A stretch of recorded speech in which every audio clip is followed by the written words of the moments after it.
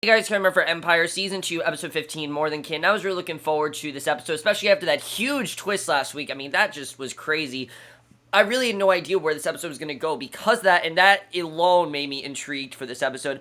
But also because, as you know, Empire's really been on this great streak lately, and unfortunately, I'm sad to say that ended after this episode because what the fuck was this episode? This episode was messy. It had really no plot whatsoever, and basically was just an episode of events. It's the exact type of episode that Empire is terrible at.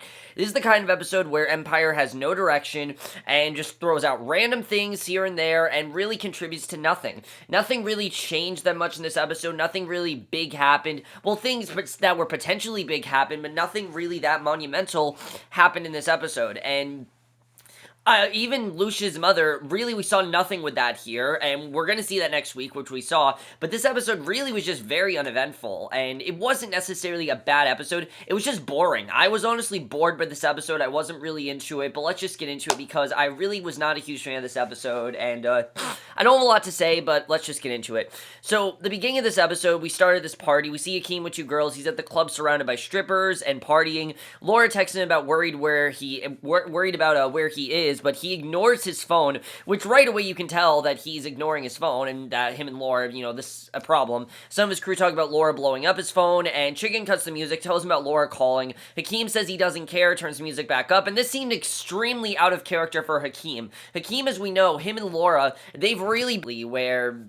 seems like he cares about her. He wants to do things for Laura. Laura comes before anything else. I mean, they're getting married, for crying out loud. This is your fiance. You should probably just text her. And he's throwing money all over strippers and is drunk. And Cookie's, now that makes sense. Why? Because he's drunk. And Cookie's working a crowded press event for the ACAs. And they talk about Jamal looking strong until Lucious cut that video, and Jamal says that it's not a competition between them, and Cookie says it's media lies and pulls him away. And I like that while Jamal thinks it's a competition, Lucious thinks it is. And Harper calls them the Manson family, and Cookie says don't listen to that bitch, which I do understand. It's a fair comparison. I mean, they do have a lot of violence in their life. They're not Charles Manson, but they do have a lot of violence in their life, obviously. So Cookie tells Jamal to stop moping. He says Lucious is so damn thirsty, and Cookie says Empire has a lot of writing on this and says they need to get Lucious back on board. She tells him to help with that, and he says don't get caught up with him because, as we know, she does want him back at Empire. She thinks the best thing for them if Lucious is back at Empire, he's the one that could handle it, and we know Jamal is not so sure if he wants that, and Harper then asks Lucious about him admitting to childhood abuse. He says the people of real courage are those who suffered, and I like that he is admitting that this is what he's doing. As we know, he's trying to tell the true story. And Cookie pulls Lucious away from Harper. He says to get his check in since Harper has a hot blog. And Cookie says he needs to stop trying to ruin the truth. He needs to just tell the truth. And needs to not, he needs to basically stay with their agreement because they agreed that he would tell the truth, and he's kind of jeopardizing that. So Jamal and Lucious begin to bicker, and then Cookie says that they'll take their questions now. One reporter asked about this being a boxing match like Balboa Creed, and Lucious says that there are others up for the award, then cracks a joke on Jamal, who gives it back hard, and Thirsty has to talk to Lucious, but he says he can't talk in front of Skeletor, meaning Cookie, and Thirsty says some board members are looking to bring in someone new. Lucious talks tough, but Cookie says no more dead cats and lesbians. Now, here's the thing with Thirsty. This felt like an episode that was kind of out of place, mainly because of the fact of everything that happened we saw with Thirsty and Lucious's mother. I really want some development with that, and we saw nothing with that in this episode. I really wanted to see more of Thirsty. I was thinking, all right, we're going to see Thirsty go to Lucious' mother. We saw nothing with that in this episode. So that right away was a problem for me, the fact that we didn't see that. And Lucious says the board seems the family united. He can talk in front of Skeletor. Oh, I just read this. So basically, he said that the board sees family united. Could work. Thirsty asks what are the odds of that. Lucious checks out Harper, and Cookie snaps in his face and asks if he's trying to save Empire or catch an STD. And Andre that comes in tells him the board wants to bring in Brigham Lang, and Cookie says no way. Andre asks if she wants to talk to his brothers, and she says Jamal thinks that she's hot for Lucious again, and Andre asks if she is, then says no problem, and Andre agrees to do it. Cookie says they need to show the board where they get when the Lions run the Empire, and we know, of course, that we are starting to see Cookie and Lucious maybe falling back in love. I definitely think we've gotten that sense in these past few episodes.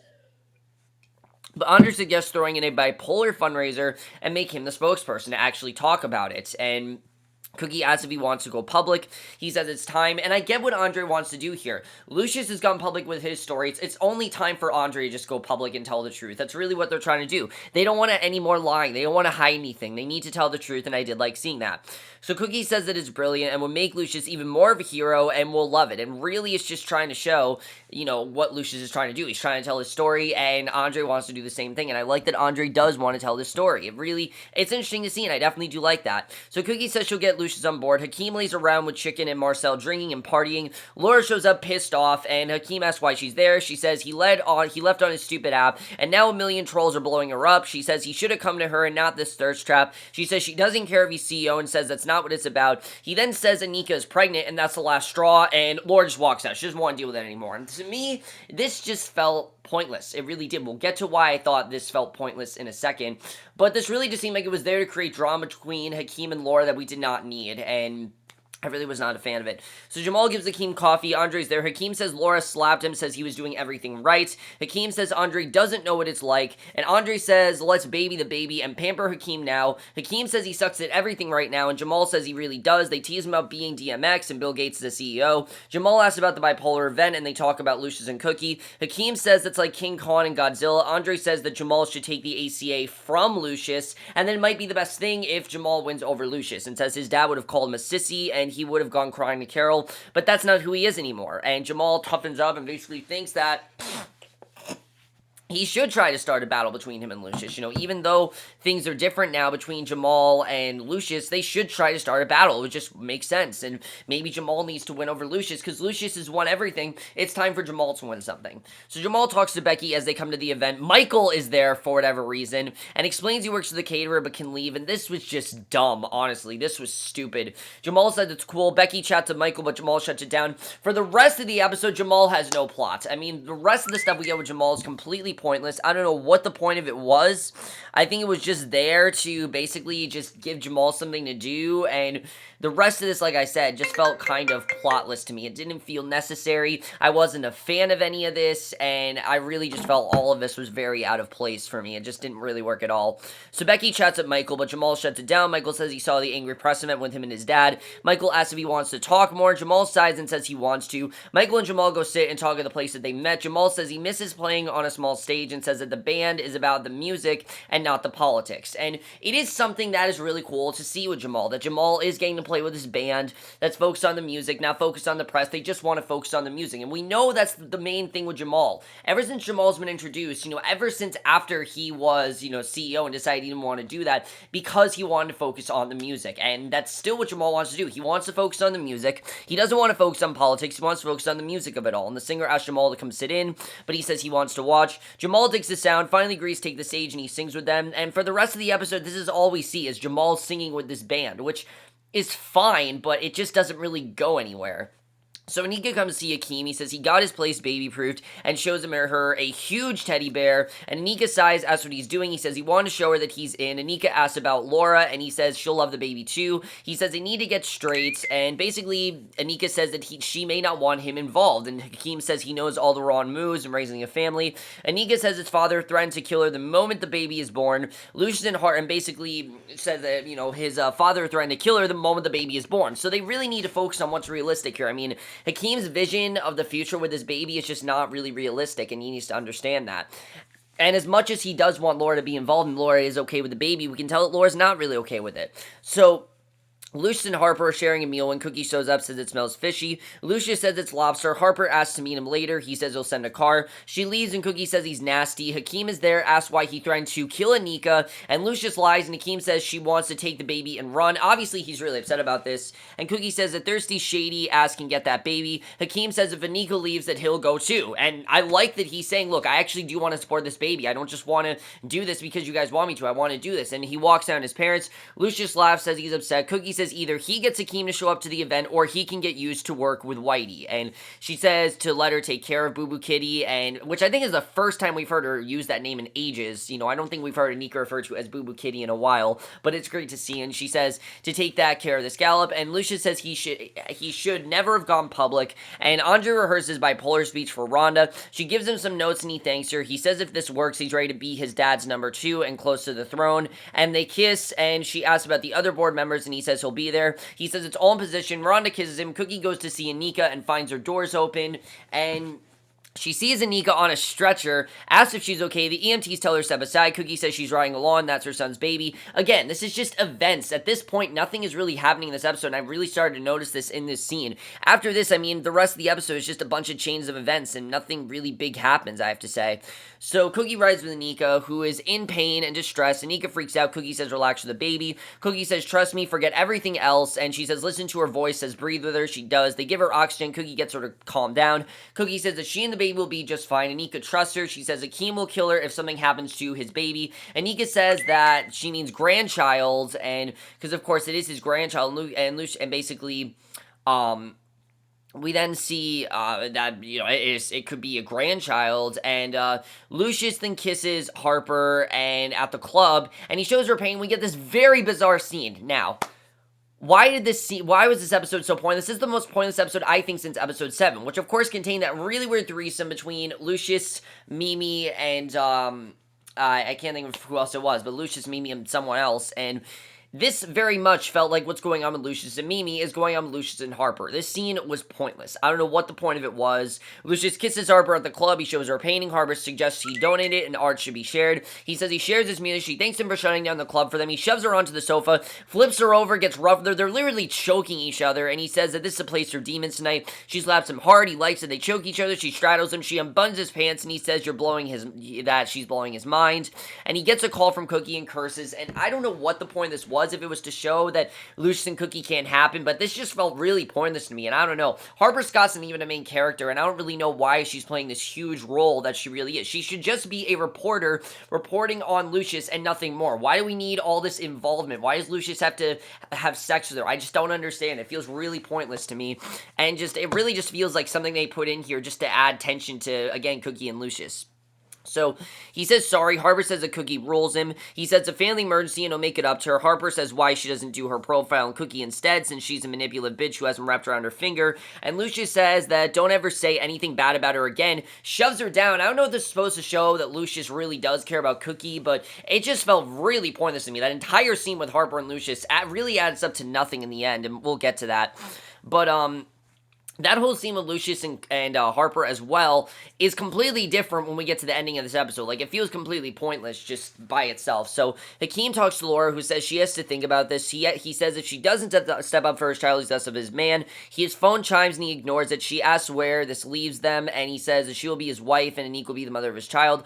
Laura says they have different ideas of what family means, and she leaves her ring, goes, and his phone chirps again, and basically they've broken up, we see. And I don't know where the hell Laura came from, but she just felt like she came out of nowhere here, and he sees Cookie is blowing up his phone. Hakeem shows up at the hospital, asks about Anika. His mother is there, and Hakeem says that he came as soon as he heard. Hakeem says he didn't know and just found out that she was pregnant, and Cookie tells Anika's mom to give him a chance. Hakeem says that he'll take care of Anika and the baby, and her mom gives him the room number. Hakeem then teases Anika about the grandmas, and Cookie says shut your mouth, and Anika's mom says that Lucious isn't welcome there. Hakeem asks what he did, and Cookie says what he hasn't done. Lucious comes in, finds Hakeem in the waiting room, and Lucious says he's calling off the dogs, knows that's his grandchild, and Lucious says he can't talk to Laura with Hakeem if he wants when he tells him about the split, and Hakeem tells Lucious he can't come into Anika's room. He says he'll make sure Anika has the best care possible, and Cookie calls him a snake charmer. She says she smells cheap perfume on him, and she doesn't think that Lucious is telling the truth. She feels like he wants something out of this, and Lucious says nothing happened between him and Harper,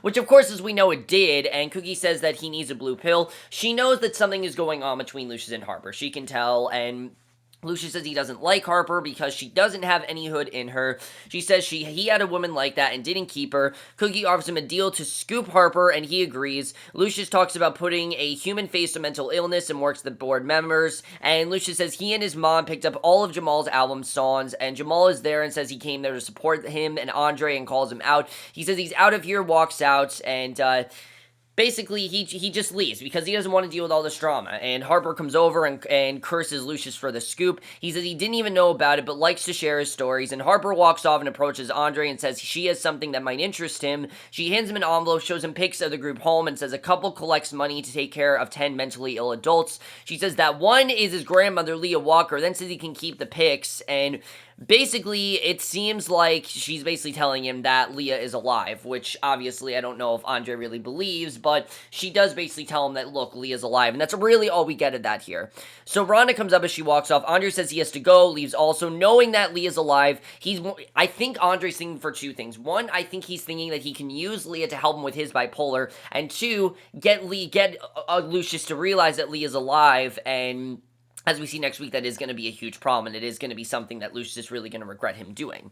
So he says she's doing better, can go home tomorrow. Hakeem said he's been carrying the ring since, basically we see, Laura shows up to see Hakeem and Anika, which they literally just broke up. I don't know why Laura came over. She says her dad called her. She says her dad told her he's becoming a man he respects. She asks about Anika, who's sleeping. He says she's doing better and can go home tomorrow. Hakeem said he's been carrying the ring since she took it off and offers it back to her. She lets him slip it onto her finger. Laura kisses him. They look at Anika sleeping. Jamal then spots Frida and hugs her, and he pulls her to the front of the line with him, and it seems like Laura and Hakeem are back together, so this entire plot line was just pointless. All of this reiterated is that Hakeem is going to be there for Laura and Anika. He needs to focus on Laura and Anika and not focus on the performance stuff. I don't really know what they're trying to get at that's different here. I mean, we've seen before that Hakeem wants to be a genuine good boyfriend to Laura, and we've seen he wants to be a good, and now we see he wants to be a good father to Anika's child. And I don't really know what they're trying to show, if they're trying to show that Hakeem's dreams are pointless and that they're not actually going to work, but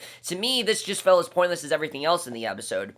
So Jamal spots Frida, hugs her, he pulls her to the front of the line with him. Lucious takes the stage with the cookie and talks about Empire being a family brand, and Harper watches them, then asks where his sons are. She says it doesn't sound like much of a family. Cookie talks over, says Hakeem, Lucious, and Jamal are performing at the ACAs, and Jamal is at a little club and takes the stage to loads of cheers, and probably one of my favorite scenes this episode was seeing Jamal basically get to sing good enough, stripped down just with that band. I love seeing that because it shows that he does just care about the music, and if anything, I think Jamal's the one that is getting probably one of the best plots of the season, is Jamal focusing strictly on the music. I really do love that. It's certainly better than that Pepsi thing that he had before.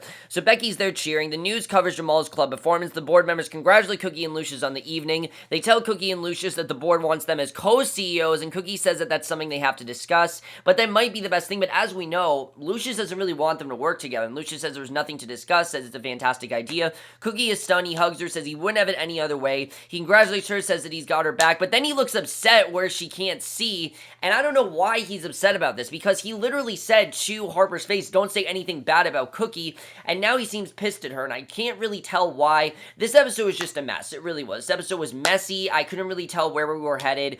Nothing really that big happened in this episode. Nothing really that big to talk about, except what happened with Andre. That really is the only big event we had here, is that Andre, we now know, is going to track down Leah, and he's thinking he's doing a good thing for Lucious, when of course, in fact, he's not doing a good thing. I do like where we're going with Jamal, and I feel like Jamal's whole plot is going to be him focusing on the music and not wanting to focus on the drama, because even the finale, the description of the finale says that he's going to try to get away from all the drama, which I don't know if that's possible, but it's clear that he does want to do that, and I'm looking forward to seeing what ends up happening there, if he does get away from the drama, because I think he wants to, but it's just not realistic that he's going to get away from it all. And then as far as Lucious and Cookie go, why is he upset about this? I don't really know. We'll have to see what happens with that, as we see Hakeem has these dreams of being a father to both, being a great boyfriend to Laura, and being a great father to Anika's child, but is his dreams realistic? I'm not really sure. Overall, guys, this episode was a mess, very filler for me, not really much happened, you're not really much to talk about. Let me know if you guys saw this episode, love to hear your thoughts, and we'll see you guys in my next video, which will be for Awkward, and we'll see you guys for that. Okay, bye.